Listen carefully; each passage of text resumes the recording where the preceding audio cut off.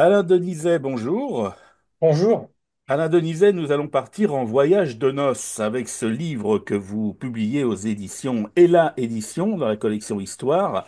Un voyage de noces au 19e siècle. Et nous allons suivre donc, bon, on va dire, les aventures de Henri et Jenny Pelé, un couple de jeunes mariés qui, en ce 19e siècle, eh bien, décident de partir faire un tour de France en voyage de noces. Vous avez une formation d'historien à la base, vous êtes agrégé d'histoire. Et ce bouquin est passionnant parce qu'en fait, il nous raconte quelque chose d'assez inédit puisque les voyages de noces n'étaient pas chose courante, loin de là. J'ai appris par votre livre que ça venait, c'est une tradition qui venait d'Angleterre. Et il y a un petit carnet parce que nos jeunes mariés, Henri et Jenny, ont consigné dans un petit carnet de cuir chaque étape et ce qu'ils ont vu, ce qu'ils ont fait, etc. Alors, comment ce carnet est arrivé dans vos mains? Je vais très souvent aux archives du département d'Eure-et-Loir et l'archiviste qui est chargé des liens avec les chercheurs m'a contacté un jour et m'a dit, voilà, il y a un fonds familial qui vient d'être déposé aux archives et il y a des choses intéressantes dedans. Donc j'ai consulté ce fonds et j'ai eu la surprise de trouver ce petit carnet de 50 feuillets qui date de 1853 et qui est le premier récit connu écrit par des bourgeois à propos d'un voyage de noces. Alors, écrit à l'encre, bien évidemment. Oui, oui. Facile à déchiffrer, finalement, pour vous. Oui, pas de problème. C'est le marié a une belle écriture. Bon, c'est un monsieur qui a fait ses études au collège royal d'Orléans, on dirait aujourd'hui le lycée, hein. Il a été jusqu'au bac, je mets les guillemets. Alors, famille bourgeoise, vous le disiez, de la région de Chartres. Qui sont Henri et Jenny? Alors Jenny, la mariée, est originaire de Chartres, comme vous l'avez dit. Elle habite rue de la Foulerie, en contrebas de la cathédrale, et ses parents sont négociants en drap. Voilà, donc ce sont des négociants qui ont une bonne position sociale depuis plusieurs générations, tandis que Henri, qui était originaire de Courville et dont le père était originaire de Warville-en-Beauce, est d'origine plutôt paysanne.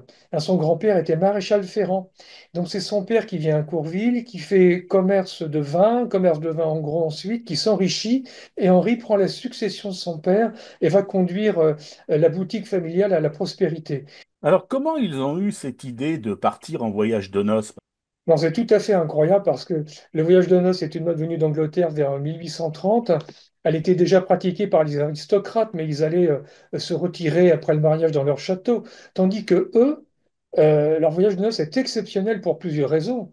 D'abord par sa précocité, vous venez de le dire, et secondement parce que ils ne vont pas passer 8 ou 15 jours dans la propriété familiale dans le Perche, mais ils font un voyage de noces vraiment très très long, 2 mois, et ils font un véritable tour de France avec 32 étapes urbaines, passant par Bordeaux, Lyon, Marseille, etc., les Pyrénées.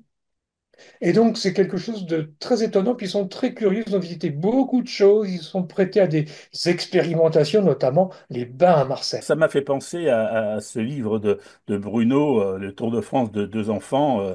Voilà, c'est un autre Tour de France, si l'on peut dire. Et, mais alors, comment ils voyagent? Ils ont fait leur tour de France. J'ai l'habitude de dire à diligence et à toute vapeur. Euh, Oui, D'abord, les étapes sont courtes, hein, ça. les- oui, elles sont courtes, enfin, pour nous aujourd'hui, parce qu'ils font 2700 km en 2 mois. Sur les 2700 km, il y en a 1200 en diligence, et la diligence est 10 km heure. Oui. Donc, quand les étapes sont courtes en kilomètres, mais en distance, par exemple, ils expliquent dans leur carnet que de Bordeaux à Pau, il leur faut 20 heures de voyage parce qu'il y a 200 km. Et ils éprouvent le vertige de la vitesse lorsqu'ils sont lancés avec la locomotive et dans les wagons à 40 km heure. Donc ça qui est intéressant, c'est que leur voyage de noces se fait à un tournant du 19e siècle. C'est la révolution industrielle, c'est la révolution des transports. Donc ils expérimentent le train à vapeur, le bateau à vapeur, notamment entre Sète et Marseille. C'est toute une aventure. En fait, alors, de la plaine de la Beauce à tous les paysages qu'ils vont découvrir, pour eux, c'est un émerveillement au quotidien. C'est un émerveillement. Alors, ce qui est très intéressant dans leur manuscrit, c'est qu'ils font part de leurs émotions esthétiques, aussi bien face aux monuments que face aux paysages. Vous comprenez, la Beauce, c'est plat. et il se heurte dans les Pyrénées à la verticalité du relief. Et Henri a l'impression, il tend la main, il dit, voilà, je tends la main, je vais toucher le pic du Midi. Mais il est à 3 kilomètres. Donc ils ne se rendent pas compte de ça. C'est une découverte exceptionnelle, tout comme l'immensité de la mer. Ils n'ont jamais foulé la plage, ils n'ont jamais vu les horizons lointains. Ils se disent, voilà, au-delà de la Méditerranée, il y a un nouveau continent, c'est l'Afrique. Et ils prennent leur premier bain sur les plages du Prado. Et j'ai mis dans le livre d'ailleurs la production d'une publicité pour tenue de bain pour les femmes en 1853. C'est à voir. Il y avait une certaine appréhension, certainement, pour, comme le bateau à vapeur, comme plein de choses. D'ailleurs, je crois qu'à un moment, Jenny, elle a le mal de mer, elle se sent pas très bien. Oui, oui. Alors, il y a tout un tas de recommandations d'ailleurs sur des guides de voyage qui existent déjà à cette époque et qui sont fort nombreux sur la manière de voyager. Et il y a des conseils qui sont donnés à ceux qui prennent le bateau, et notamment pour les femmes, car au XIXe siècle, il y a tout un tas de préjugés sur les femmes que l'on juge plus fragiles psychologiquement, physiquement. Donc, on donne des recettes pour éviter le mal de mer, mais visiblement, ça n'a pas fonctionné pour Jenny. Vous faites référence au guide touristique. C'est surprenant, j'ai été un peu surpris. Alors, le Chex, oui, je connaissais. Et il y a un fameux guide, le guide Richard. Votre surprise, si vous voulez, je l'ai eu aussi quand j'ai étudié ce livre, parce que je ne suis pas un historien du tourisme, et j'ai découvert qu'il y avait des guides nombreux, le guide Richard, le guide Baedeker, le guide Schex, donc, et des guides fort bien faits avec les visites à faire, les hôtels où il faut aller, les horaires de train, combien de temps on met en diligence, etc. Le nombre de monuments visités, c'est phénoménal. Ils ont une soif de découvrir les endroits, un peu au pas de charge. Il me faut penser aux Japonais, aux Asiatiques quand ils viennent en France pour Mm. visiter au pas de charge les monuments. Et puis, alors, bah, évidemment, j'ai l'impression qu'ils n'ont pas encore un appareil photo ou quelque chose pour fixer ça. Alors, ils font des dessins. Oui, c'est ça. C'est Henri et Jenny. Henri a appris le dessin au Collège Royal d'Orléans et Jenny a sans doute eu un professeur à la maison pour lui apprendre le dessin. Ils font de très très beaux dessins. Et vous avez raison, ils visitent un peu à pas pressés. Il y a quelque chose de moderne dans la façon d'être, c'est qu'ils courent d'un monument à un autre. Par exemple, je mets les guillemets, ils font Nîmes en une journée. Ils visitent la Tour Magne, les arènes. La maison carrée, etc. Ils font le musée en une journée alors que Stendhal a mis 3 jours à le faire.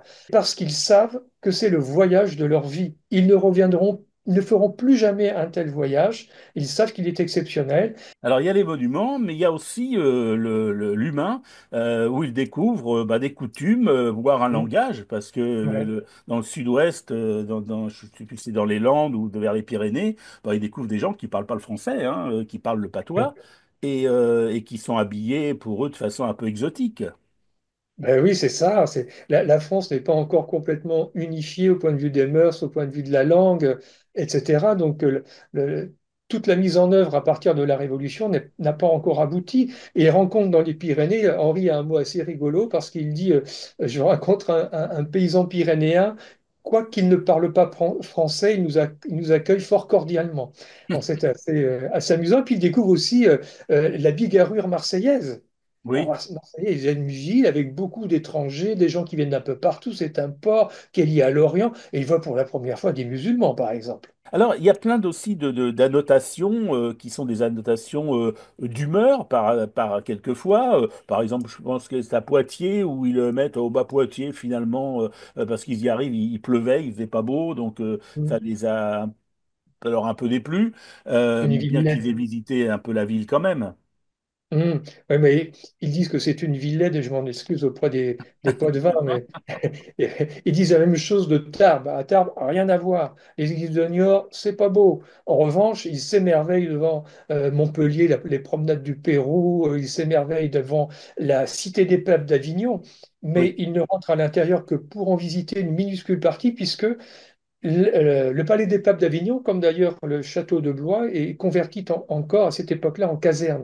Alors, il y a quelque chose qui manque dans leur récit à eux, mais que vous apportez, vous, avec des annotations, avec des illustrations aussi supplémentaires, avec des gravures et des documents d'époque.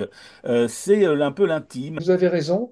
Et à la lecture, j'avais été un peu frustré, je dois le dire, c'est que ils disent absolument rien du bonheur d'être à deux. Mais pour eux, c'est pas le sujet. Le sujet, c'est de noter sur ce petit carnet ce qu'ils ont vu et qu'ils ne reverront jamais. Et c'est peut-être aussi pour avoir une besace à souvenirs qui puisse donner lieu à des conversations avec des amis qu'ils vont rencontrer. On a été à Marseille, on a vu ceci, on a vu cela, on a vu Bordeaux, etc. Il y a quand même des moments intimes qui apparaissent lorsque, par exemple, ils disent que de 10 heures à minuit, ils ont été sur le bateau qui les mène de Sète à Marseille et qu'ils ont regardé la mer. On sent bien qu'il y a un moment de rapprochement entre eux. Ils parlent également des très nombreuses promenades qu'ils font à deux, à Montpellier, à Avignon, à Toulouse, à Bordeaux. Donc, on suppose que dans ces moments de promenade-là, ils sont heureux, ils se tiennent le bras et puis ils discutent de choses et autres. Mais il n'y a rien de très concret, c'est vrai.